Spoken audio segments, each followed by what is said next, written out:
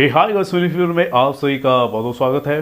दोस्तों, ऐसी बहुत ही कम फिल्में बनी है इंडियन सिनेमा में जहां पर फीमेल ओरिएंटेड जो फिल्म्स होती हैं जिसमें हाई ऑक्टेन एक्शन सीक्वेंसेस दिखाए जाते हैं, वैसी फिल्में इंडिया में काफ़ी कम बनी हुई।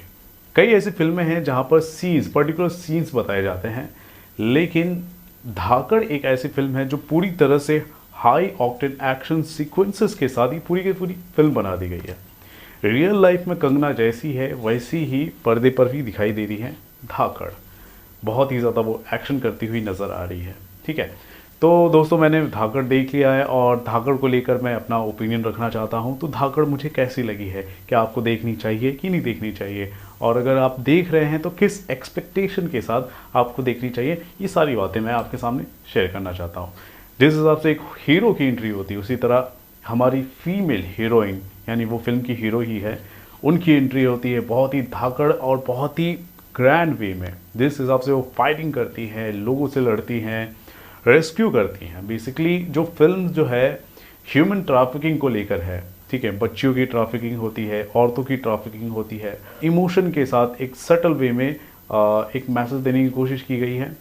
साथ ही साथ मैं आपको बता दूं, मकसद जो है फिल्म का, आपको एक्शन के साथ साथ आपको एंटरटेन करना है। एक्शन दिखाना है, एंटरटेन करना है। किस हिसाब से एक औरत लड़ सकती है, बहुत कुछ कर सकती है और बहुत कुछ सह सकती है, ये फिल्म बताने की कोशिश कर रही है। अगर विलन दमदार हो तो हीरो दमदार होता है। ओके, जो विलन है रुद्रवीर, उनकी मैं अगर बात करूं तो उनकी जो बैक स्टोरी दिखाते हुए जो उनका इंट्रोडक्शन किया गया, बहुत ही अमेजिंग, बहुत ही अलग तरीके से किया गया, बहुत ही खूंखार नजर आए फिल्म के अंदर। तो वो मुझे बहुत अच्छा लगा। और रियल वे में जो विलन की जो एंट्री होती है वो सेकेंड हाफ में ही होती है, लेकिन फर्स्ट हाफ में उसकी बैक स्टोरी बताई जाती है। दिव्या दत्ता की एक्टिंग, उनका जो प्रोनाउंसिएशन है, जिस हिसाब से, जिस लहजे के साथ वो बात करती है, एक्टिंग करती है, वो भी मुझे बहुत अच्छा लगा। प्रोस्थेटिक मेकअप जो है कंगना रनौत का, एक पर्टिकुलर सीन होता है वहाँ पर, वो मुझे बहुत ही ज़्यादा इम्प्रेसिव लगा। और जब वो इंडिया आ रही होती है, इंडिया में अराइव करती है, भोपाल शहर में आती है, जिस हिसाब से चोर गुंडे कंगना को पीछा करते हैं, और जिस हिसाब से एक्शन करते हुए, मारते हुए, बहुत ही एक्साइटिंग तरीके से जो दिखाया गया है वो सीक्वेंस, वो मुझे बहुत ही इंटरेस्टिंग लगा। ठीक है, तो ये सारी चीज़ें प्लस पॉइंट लगी जो आपको एंटरटेन कर सकती है, आपको थोड़ा रिलीफ दे सकती है, वो सारी चीज़ें हैं। लेकिन पूरी की पूरी जो फिल्म है वो एक्शन है। फिल्म के अंदर सिर्फ और सिर्फ आपको लड़ाई झगड़ा, बंदूकें चलते हुए, काटते हुए, ऐसे ही दिखाई देने वाले हैं आपको। फर्स्ट हाफ की अगर बात करें तो दोस्तों, कंगना जितनी ज़्यादा खूंखार, तेज तर्रार है, उतनी ही ज़्यादा चालाक है।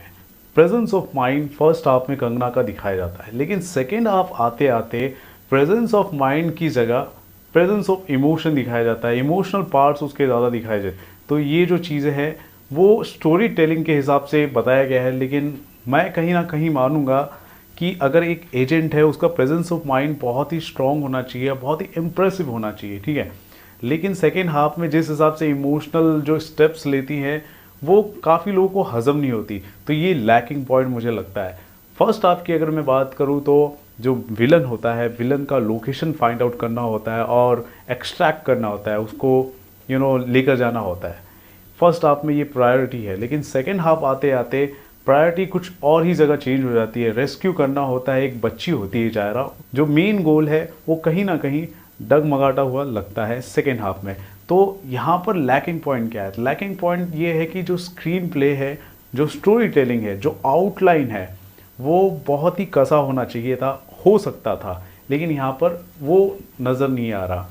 उसके अलावा लैकिंग पॉइंट की अगर मैं बात करूँ तो फिल्म के अंदर एक लोरी है, सो जा रे नन्नी, सो जा रे नन्नी। कई बार कई जगह पर ऐसे ऐसे चीज़ें आती हैं और इस लोरी से रिलेटेड बैक स्टोरी भी है और फिल्म कहीं ना कहीं कनेक्टेड भी है इस लोरी से। लेकिन जब जब वो बार बार आता है तो कई लोग ऊब भी जाते हैं, उदास भी हो जाते हैं, बोर भी हो जाते हैं। कुछ लोगों को अच्छी भी लग सकती है, स्पेशली जो फर्स्ट टाइम व्यूअर्स हैं उनको तो बोर करेगी, लेकिन सेकेंड टाइम अगर आप ये फिल्म देखेंगे तो आपको यही लोरी बहुत ही सीरियस और टू द पॉइंट आपको लगने लगेगी। लेकिन फर्स्ट टाइम व्यूअर के लिए लगे क्या बताएगा, इसके लिए जब तक आप एंड तक आप नहीं देख लेते तब तक आपको ये लोरी बहुत ही उबाने वाली है। उसके अलावा एक पर्टिकुलर सीन है जहाँ पर कंगना रनौत रिवाइव कर जाती हैं। देखिए क्या होता है कि लड़ाई झगड़ा होता रहता है, मारपीट होती रहती है, खून खराबा होता रहता है, तो ऐसे चोट लगना तो लाजमी है, ठीक है। तो चोट तो लगा है बहुत ही गंभीर कंडीशन में, बहुत ही एक्सट्रीम कंडीशन में, और इसके बाद मौत होना लाजमी है। हर किसी को लगता है मौत हो गई है, ठीक है, लेकिन उसके बावजूद वो रिवाइव कर जाती है, तो वो काफ़ी लोगों को हजम नहीं करने वाली है। लेकिन इस रिवाइवल का एक रीज़न भी बताया गया फिल्म के अंदर, डेक्स्ट्रोकार्डिया करके, कि थोड़ा राइट साइड में हमारे हार्ट होता है, तो अगर वहाँ पर इंजरी हो जाती है तो बच भी सकते हैं लोग, तो ऐसा एक रीज़न बताया गया है। तो फिर भी काफ़ी लोगों को ये हज़म नहीं होने वाली, तो ये एक माइनस पॉइंट भी माना जा सकता है।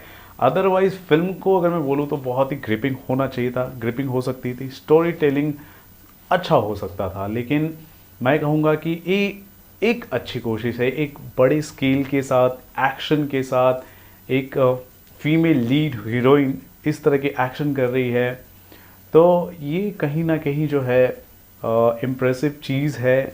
कंगना का जो कैरेक्टर है उसके प्रेजेंस ऑफ माइंड पर और भी ज़्यादा वर्क किया जाता तो और भी अच्छा हो सकता, बजाय इसके कि वो इमोशनल फूल सेकेंड हाफ में दिखाया जाता है एक्चुअली में।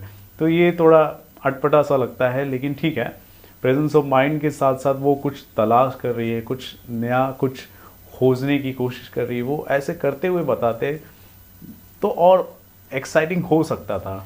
लोग कंगना के कैरेक्टर से लोग प्यार कर सकते थे। हालांकि कंगना का कैरेक्टर बहुत अच्छी तरीके से लिखा गया है, नो डाउट, लेकिन कहीं ना कहीं जिस हिसाब से स्टोरी चल रही है उस हिसाब से अगर देखा जाए, मैच किया जाए, तो it's not up to the mark.